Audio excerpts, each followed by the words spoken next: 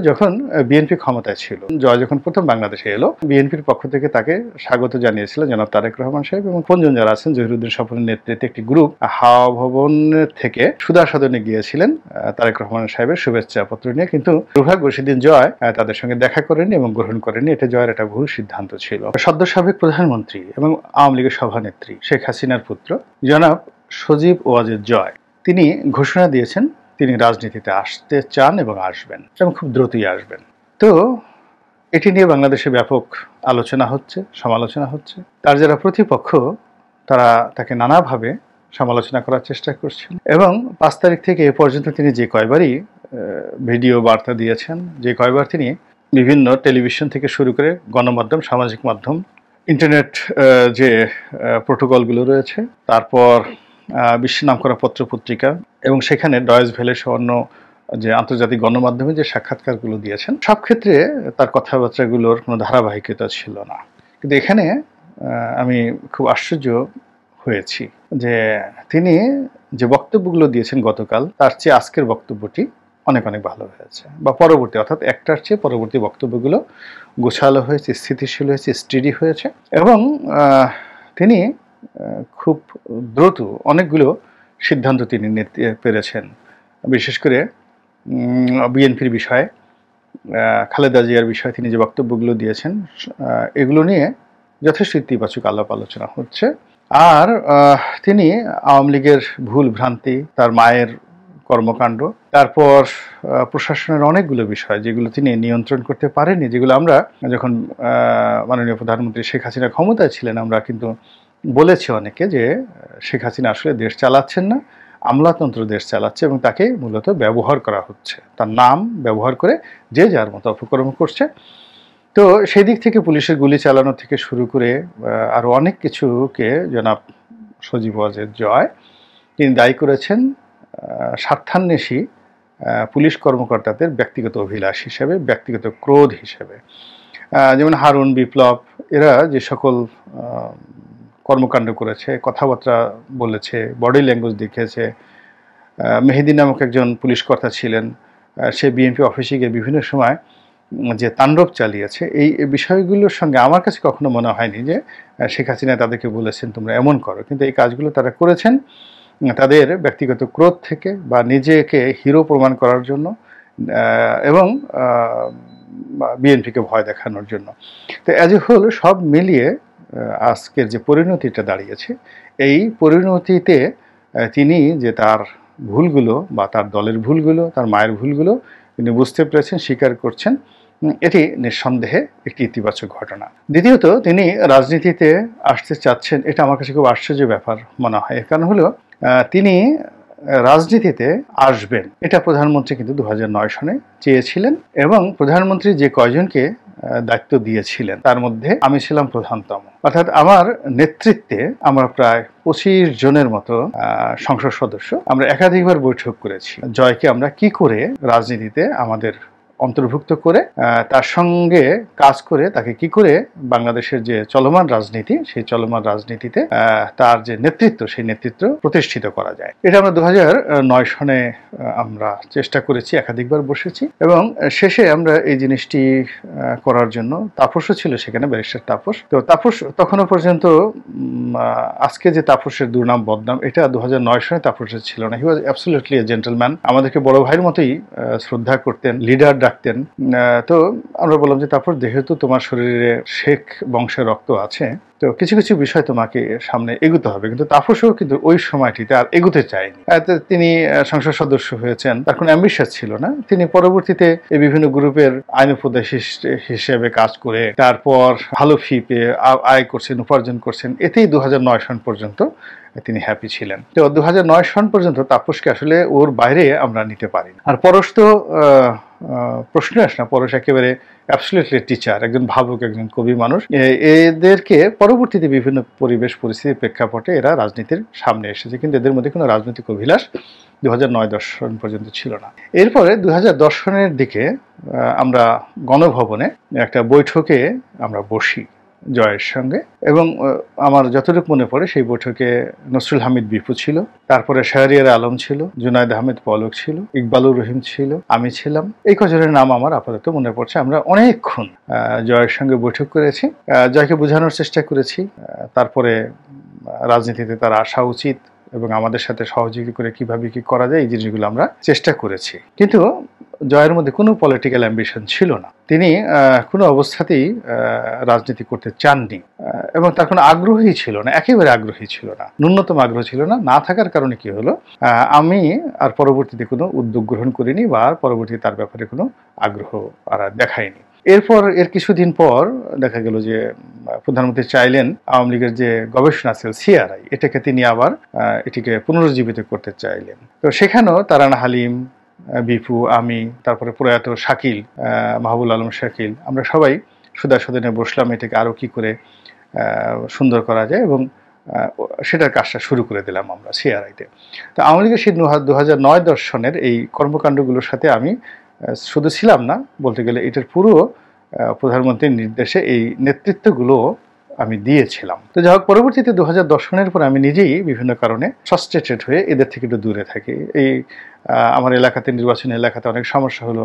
প্রধানমন্ত্রীর কাছে আমার বিরুদ্ধে অনেকে নালিশ করা শুরু করলে, বেয়াদবি করে, তারপরে জামাত থেকে আসছে, শিবির করত এবং প্রধানমন্ত্রী নিজে অনেকটা কনফিউজড হয়ে গেলেন। তো যাই হোক, এরপর তখন থেকে আমার প্রধানমন্ত্রীকে আমার ভয় হতে লাগলো। আমি তার সামনে যাওয়া বন্ধ করে দিলাম। এর কারণ হলো যে প্রধানমন্ত্রীর অনেক ভালো ভালো গুণাবলী ছিল, তার মধ্যে মন্দ গুণাবলী হলো তিনি একেবারে চোখে মুখে মানুষকে অপমান করতেন, যা মুখে আসে তাই বলতেন, এই তোমাকে রাস্তা থেকে তুলে নিয়ে আসছে, আরো অনেক বাজে কথা। এবং এখানে তার কাছে আমি, তুফাইল আহমেদ, আব্দুর রাজ্জাক এগুলো খুব ম্যাটার করতো না। তিনি মুখে যা আসে সেই একই কথা তিনি বলে দিতেন সবাইকে, একেবারে নির্বিচারে। তো এই কারণে আমার সবসময় ভয় হতো, সবার সামনে যদি আমাকে একটা বাজে কথা বলে ফেলে তাহলে আমার কি হবে। এক, 2 নম্বর হলো যে আমার একটা বদভ্যাস হলো, আমাকে যদি কেউ কোনো কথা বলে আমি উত্তর না দিয়ে থাকতে পারি না, একেবারে ছোটকাল থেকেই। তো এখন প্রধানমন্ত্রী যদি যে কোনো একটা কথা বলেন অসম্মানজনক, আর আমি যদি ঠিক ওইরকম একটা উত্তর দেই তাহলে এটা প্রধানমন্ত্রীর জন্য খুবই অমর্যাদাকর হবে। আমার কি হবে না হবে তা বড় বিষয় নয়, অমর্যাদাকর হবে। এজন্য যখন বিভিন্ন মানুষ আমার বিরুদ্ধে কান ভারী করা শুরু করলো 2012 সন থেকে আমি আসলে প্রধানমন্ত্রীর থেকে নিজেকে আড়াল করে রাখলাম, একেবারে দূরে সরে রাখলাম। এবং এই সুযোগটা আমার যারা রাজনৈতিক প্রতিপক্ষ ছিল এত সুন্দরভাবে নিলেন, তারা দেখা গেল প্রধানমন্ত্রীর সিদ্ধান্তে আমাকে জেলে যেতে হলো সেই সালমান এফ রহমানের চক্রান্তের কারণে। তো যাই হোক, সেই সময়টিতে আমি দেখেছি যে জয় রাজনীতি করার তার ইচ্ছা ছিল না এবং তিনি মেধাবী, যথেষ্ট মেধাবী, একেবারে বাই বর্ণ ভদ্রলোক, ভালো মতো বাংলা বলতে পারেন না, একেবারে ভদ্রলোক, কোনো সন্দেহ নেই। তার অন্যান্য বদনাম যেগুলো এখন আপনারা শুনছেন, পলকের সাথে তার সম্পর্ক, শাহরিয়ার সাথে তার সম্পর্ক, বিপুর সাথে তার সম্পর্ক, দুর্নীতি ঠুর্নীতি যা কিছু, এগুলো সব কিন্তু আমি একেবারে সাক্ষ্য দিয়ে বলছি 2012 সনের পরের ঘটনা। 2012 সন পর্যন্ত এই জিনিসগুলো জয়ের ধারের কাছে কেউ যেতে পারেনি, ধারের কাছে যেতে পারেনি। এবং 2012 সন পর্যন্ত আমি শেখ রেহানাকে দেখেছি, তার সঙ্গে কোনো রাজনৈতিক নেতার কখনো কথা হয়নি। একবার সেই সৈয়দ আবুল হোসেন মানে বলেছিল যে শেখ রেহানার হাজব্যান্ড তার বন্ধু, এরকম একটা কথা। তা আমি এই কথাটি শেখ রেহানাকে জানাই। ডক্টর শফিক তার বন্ধু এই পরিচয় দিয়ে সৈয়দ আবুল হোসেন ভাবসাব দেখাচ্ছেন। তো তিনি আমাকে গণভবনে যেতে বলেন যে তুমি আসো, আমি আবুল হোসেনকে এখন ডাকাই। তখন মাননীয় প্রধানমন্ত্রী শেখ হাসিনা গণভবনে ছিলেন না। আমি ওনাকে বললাম যে আপা, আমি আসলে এখন যদি যাই আপনার সাথে বৈঠক করি, আর এটা যদি আপনি এই সময় আবুল হোসেনকে গালাগালি করেন এবং পরবর্তী প্রধানমন্ত্রী বাংলাদেশে আসার পর আবুল হোসেন যদি নালিশ করেন তাহলে আপনারও কিছু হবে না, আবুল হোসেনের কিছু হবে না, কিন্তু আমি শেষ। তো আমি সরি, আমি আপনাকে এই কথাগুলো বলেছি, এই কথাগুলো আপনার কল্যাণের জন্য বলেছি, কিন্তু এটা এখন চ্যালেঞ্জ না। প্রধানমন্ত্রী আসুক, প্রধানমন্ত্রী আসার পরে প্রধানমন্ত্রীর সামনে যদি আপনি তাকে ডাকেন, আমাকে ডাকেন, আমি সাক্ষী দেবো এবং এই কথা বলবো। কিন্তু পরবর্তীতে আর তিনি আমাকে আর প্রধানমন্ত্রীর সামনে ডাকেনি। ইট ইজ এ রিয়েলিটি, মানে আওয়ামী লীগের অভ্যন্তরীণ রাজনীতির অনেকগুলো বিষয়। তো যাই হোক, এখন সেই জয়ের সঙ্গে কি করে আরাফাত যুক্ত হলো, কি করে খোকন নামে একটা ছেলে সেখানে প্রেস সচিব হিসেবে জয়ের বন্ধু পরিচয় দিয়ে এই এত কিছু করলো, কি করে এই নগদের সঙ্গে জয়ের নাম আসলো, এই জিনিসগুলো আমার কাছে আশ্চর্য। মানে আমি জয়কে 2009 থেকে 2012 সন পর্যন্ত কখনো এরকম দেখিনি।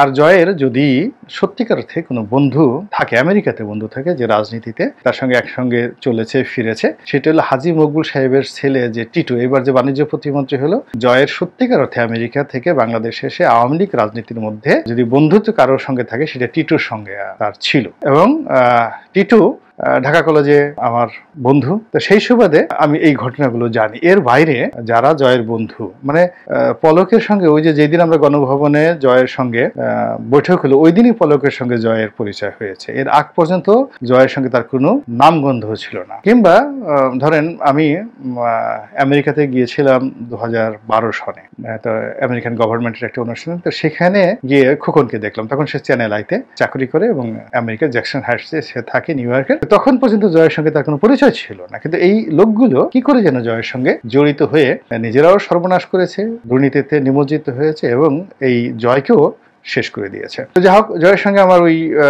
খুব বেশি সম্পর্ক না, খুব বেশি কথাবার্তা হয়নি। ওই একদিনই আমি যখন বুঝলাম যে তার কোনো ইন্টারেস্ট নাই, তো কাজেই আমি আর কখনো জয়ের কাছাকাছি হইনি, তার সাথে কথাবার্তা বলিনি। তো জয় সেই রাজনীতিতে এখন আসতে চাচ্ছেন এবং আমি মনে করি তিনি অত্যন্ত মেধাবী ছাত্র হিসেবে, অত্যন্ত ভালো ছাত্র, এবং তার যে আইকিউ লেভেল অ্যাবভ 9, তো অ্যাবভ 9 হওয়ার কারণে তার বাবার আইকিউ লেভেলও কিন্তু অ্যাবভ 9 ছিল। তো যাদের আইকিউ লেভেল অ্যাবভ 9 তাদের কথাবার্তা আচার আচরণ একটু পাগলামি থাকে, এলোমেলো হয়ে যায়।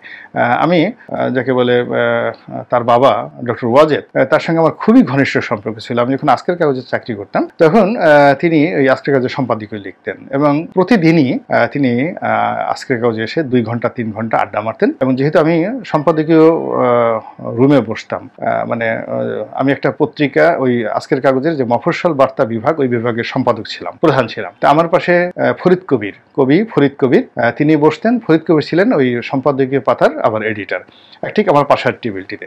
তো তার টেবিলে সব লেখকরা ওই সময়টাতে 91 সনের যত লেখকরা সবাই আসতেন, 90 সনের লেখকরা সবাই আসতেন আজকের প্রথম দিকে। তো চেয়ারে অনেক সময় শর্ট হতো এবং অনেক বড় বড় লেখক, বড় বড় কর্তা ব্যক্তি, সে সিরাজুল ইসলাম চৌধুরী থেকে শুরু করে অনেক বড় বড় লোকজন সেই রুমে আসতেন। এবং তারা ওই ফরিদ কবিরের সামনে, যেহেতু ছোট টেবিল, বসার জায়গা না হয়, আমার টেবিলের সামনে তাদেরকে বসতে হতো এবং ফলে অনেকের সাথে আমার সম্পর্ক হতো। এবং তার মধ্যে এই ডক্টর ওয়াজেদের সাথে আমার ওইরকম একটা সম্পর্ক গড়ে ওঠে এবং তার সাথে কথা বলতে গেলে তিনি অনায়াসে একেবারে পাগলের মতো বকবক করে পরিবারের সব কথা বলে দিতেন, এমন কথা যেগুলো আমি এখানে বলতে পারবো না।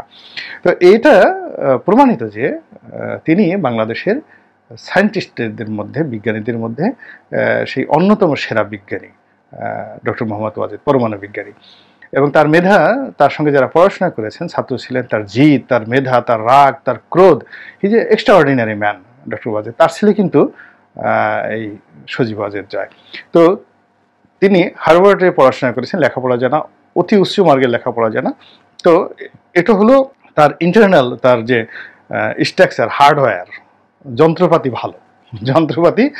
ভালো, স্ট্রাকচার ভালো, কিন্তু আচার আচরণ, অ্যাটিটিউড যেহেতু অতিরিক্ত মেধাবী, এই কারণে এগুলো বাংলাদেশের কৃষ্টি কালচারের সঙ্গে বা অনেকের সাথে এগুলো মিলে না। এই জন্য কেউ তাকে ঠাট্টা করে, কেউ তাকে নিয়ে ট্রল করে, তার বাংলা ভাষা নিয়ে তার ট্রল করে, তাকে 1000 বলার চেষ্টা করে, এই বিভিন্ন কথাবার্তা বলে। যাই হোক, এনিওয়ে তিনি এখন এই সময়টাতে রাজনীতিতে আসতে চাচ্ছেন। এটি আমি অন্য যাই বলুক না কেন, আমি এটিকে স্বাগত জানাই। এটি আওয়ামী লীগের মতো একটা দলের নেতৃত্বে যদি তিনি আসেন, ওবায়দুল কাদেরের চেয়ে যদি তিনি সভাপতি হন, এটি অনেক অনেক ভালো হবে, 1000 গুণ কোটি গুণ ভালো হবে। 35% লোক আওয়ামী লীগ করে দেয়, সেটা চারটিখানি কথা না। সেই দলের নেতৃত্বে যদি একজন হার্ভার্ড গ্রাজুয়েট আসে, তাহলে এটি দেশের জন্য কল্যাণকর। 1 2 নম্বর হলো, যখন বিএনপি ক্ষমতায় ছিল সেই 2001 সন থেকে, তখন জয় যখন প্রথম বাংলাদেশে এলো, তখন বিএনপির পক্ষ থেকে তাকে স্বাগত জানিয়েছিলেন জনাব তারেক রহমান সাহেব এবং তার আপনজন যারা আছেন, জহিরুদ্দিন স্বপনের নেতৃত্বে একটি গ্রুপ হাওয়া ভবন থেকে সুধা সদনে গিয়েছিলেন তারেক রহমান সাহেবের শুভেচ্ছা পত্র নিয়ে। কিন্তু দুর্ভাগ্য, সেদিন জয় তাদের সঙ্গে দেখা করেনি এবং গ্রহণ করেনি। এটা জয়ের একটা ভুল সিদ্ধান্ত ছিল। তো একইভাবে এখন জয় তারেক রহমানের বন্ধুত্ব চাচ্ছেন, তারেক রহমানের স্বীকৃতি চাচ্ছেন, বিএনপির সহযোগিতা চাচ্ছেন এবং তিনি রাজনীতি করার জন্য বিএনপির সঙ্গে সমঝোতা করতে চাচ্ছেন এবং তাদের যে ভুল এবং ভ্রান্তিগুলো রয়েছে সেই জায়গাগুলোতে তারা বসতে চাচ্ছেন। অর্থাৎ জয় বঙ্গবন্ধুর স্বীকৃতি চাচ্ছেন বিএনপির কাছ থেকে, আর বিএনপির যেটা কাঙ্ক্ষিত বা ইস্পিত যে লক্ষ্য, জিয়াউর রহমানের স্বীকৃতি আওয়ামী লীগের নিকট থেকে আদায় করা, সেটিও সম্ভবত জয় এখন তার দলের মাধ্যমে দিতে চাচ্ছেন। তো এই বিষয়টি এখন জনাব তারেক রহমান তার সুসময়, তিনি এটা গ্রহণ কিভাবে করবেন এটি তার ব্যাপার।